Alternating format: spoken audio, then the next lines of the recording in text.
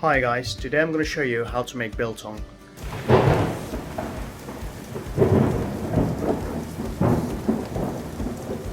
So biltong is a South African snack. If you think of beef jerky, because most people know what beef jerky is, it's just a South African version of it. So I had a request before from a few guys who had biltong off me in the past, and they always want to know how I'm making it. And so today I've decided I'll basically take you through a whole process of how I make my biltong. So yeah, I'm off to the butcher's now to get some meat. Right, I'm outside my local butcher's now. What you want to get is either a top side or silver side meat. You can ask your butcher as well to cut your meat for you. You roughly want it about a centimeter thick. Right, I'm gonna go in now, get some meat. Right, I'm back. I got my meat. Big bag of meat. This is 4.7 kgs. So the amount of meat you buy usually depends on the size of your box. We'll go into the box a bit later. Hopefully I'll fit all that in. Maybe not. I think my box is a bit too small. I was actually aiming to get about 4 kgs. But hey, let's see what happens. Right, on my way home now. As you can see, quite a lot of meat. We're ready to start. What you're going to need first of all is a container that can seal. Then you need a bowl with a vinegar and you need your spice. So the spice I use is the Safari Biltong seasoning. You can get that online. Right, so the butcher did a really good job by cutting my meat, and I'll basically take you through the steps now on how we do this. And what you do is you take your meat, take just a quick dip in there. That's it, just like that.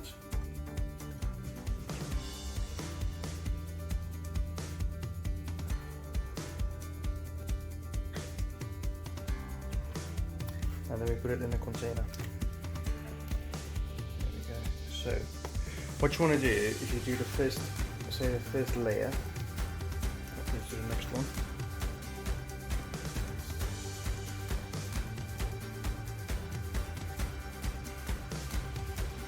Get that nice and soaked.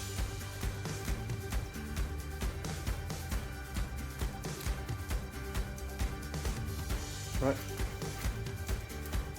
Next one. So what a vinegar will do is it will basically cure the meat.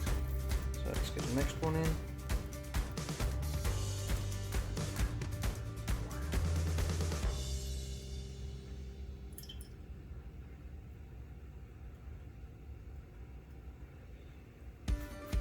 Right, so we've got our first layer down. So now the next step is spice it. So I just used one of this little aromat containers, put my spice in. Don't be shy of the spice. All you do is spice it up.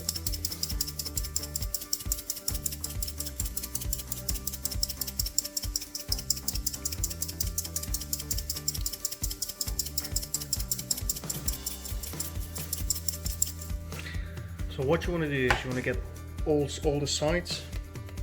So just give it a little turn.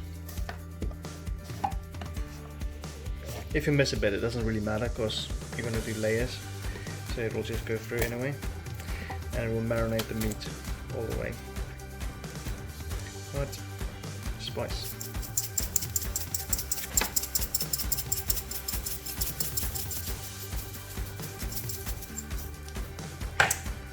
And that's what you do. And then you do the next layer, do the same, next layer, same, until you've done all your meat. I'm going to do that now. I'm done with my layers. And like I said, it's just vinegar and spice. Do both sides of spicing and do your next layer. Just continue doing that till you've done all your meat. Like I said, I think I'm going to have too much meat for my box, but we'll cross that bridge when we get there. So all you do now is basically put your lid on,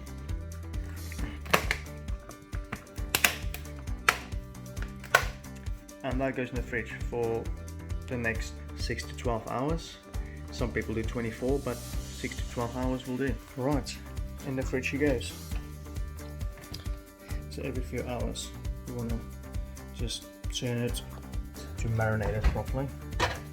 So in the fridge it goes, let's say, for the next 6 to 12 hours, and then when that's done, tomorrow I'll tell you a bit about the box, and then as well we'll start hanging it, and I'll show you the hooks I use. See you in about 6 to 12 hours. Right, it's now the next day.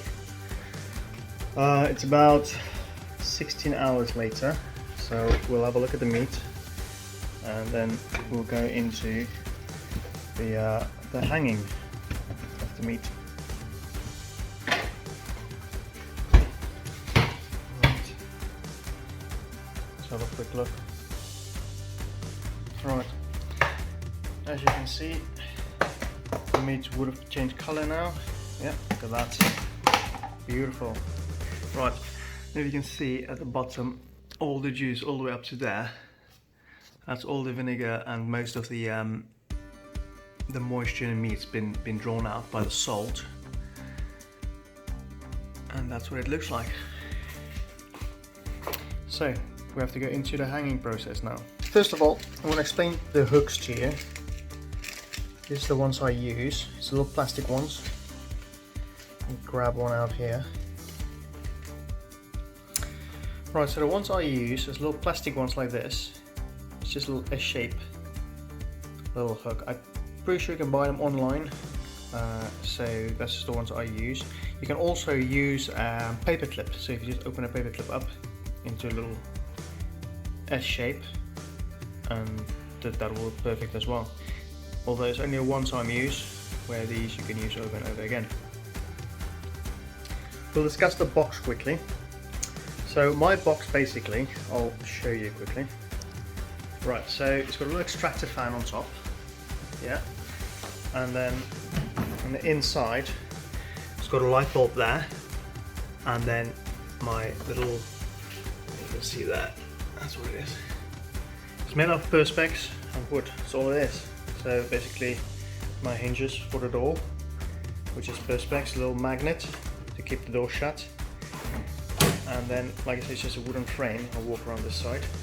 It's got a little vents there, so the air can basically be sucked through the vents and then through the meat and then out on the top. That's it, all it is. It's just a little, like I say, it's just a extractor fan, like the ones you get in your bathroom, for instance. It's one of them. You can also use the little computer fans, they will work as well. And that is my box. So to set up the box, what I'll do is, so on the bottom I'll put tinfoil down, so when it drips down it doesn't go into the wood. Right, I'll show you quickly. So just put up a tinfoil, put that in there, so all the way to the corners, move it up. There we go, just like that. I mean, you don't really want to cover the hole, so you just fold it over a little bit.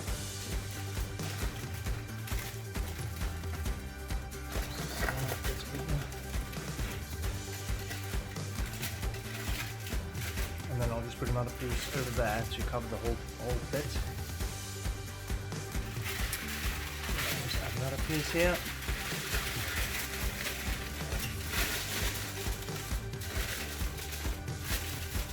There we go. And then also over the light, I'll just put that so it doesn't drip on the light.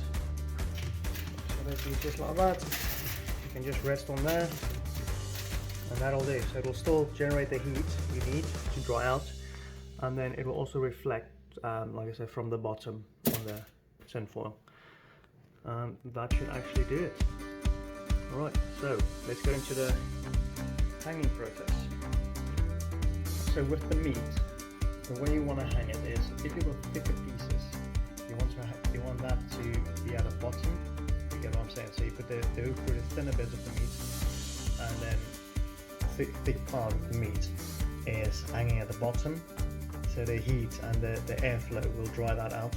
I will put up a few pieces now, put a few hooks through, and then start hanging, and I'll show you the process. I'm thinking of making some chili sticks as well, so I might do another video of that.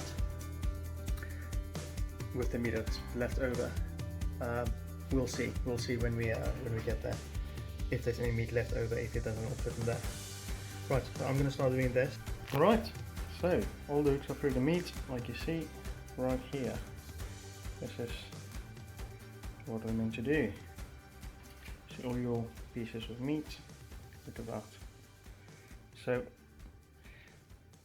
let's start to hang these. So what you want to do, you start hanging them from the back.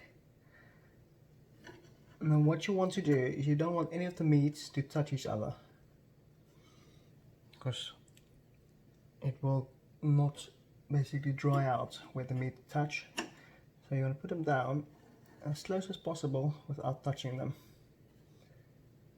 We'll also adjust them in a bit, so I'm just going to hang them for now, and then I will adjust them, and then when I'm done I'll show you the spacings between all the meats, and then basically from the side and from the top. So that's the way I check mine. So I'll basically have a look through here, have a look through the side, and I have a look through the top. So you basically see that there's no meat touching each other. And just check it every few days. I'll continue this and show you when I'm done. Right, so as you can see, all the meat is hung, and then basically, like I said, look through to see if they're not touching it, even though it looks like it's touching. But then you can, like I say, you can go around the side, which is not so good of indication. Still, it looks like it's touching. But then, like I say, you just look from the top, just that none of them are touching each other.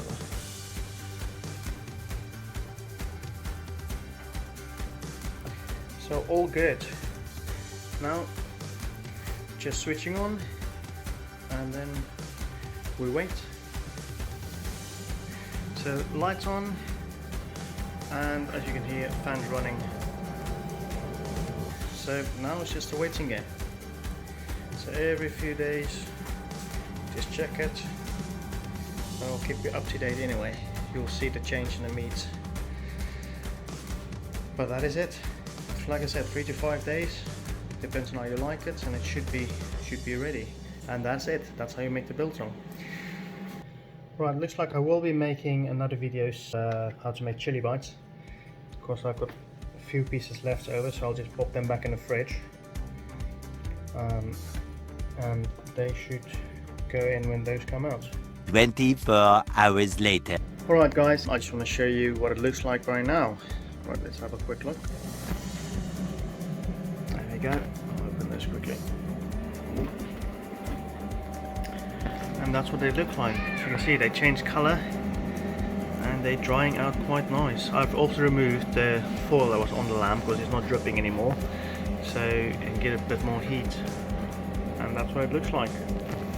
I'll update you in a bit. 2 days later. Alright guys, just a quick update. It's now been 2 days and they are becoming quite dry. The smaller pieces should be dry by now. Yeah, this is definitely ready to go. And the thicker pieces will have another day or two. Yeah, that's still a day to go. That one's pretty dry already, so I can start taking some of them off. So it's been 2 days, quicker than I thought. But I'll keep you up to date.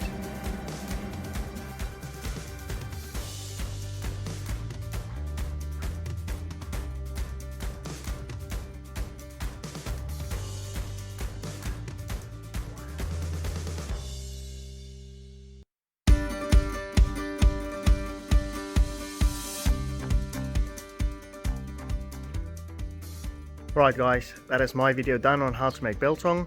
Be on the lookout for my next video on how to make chili bites. See you soon.